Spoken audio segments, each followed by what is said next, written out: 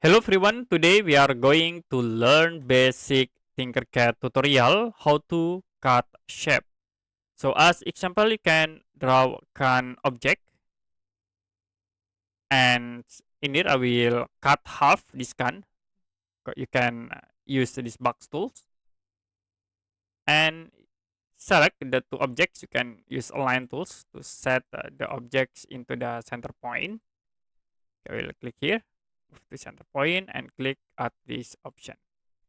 After it, select the box objects and you can move into right a bit like this. It will be moved into these points. And you also can select the box and then you can use these width tools.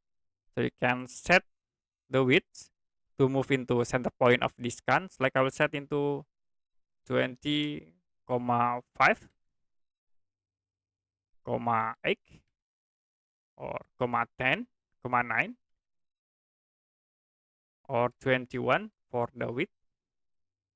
So they be moved into the center of this can like this, and I will resize in this point and also in another side.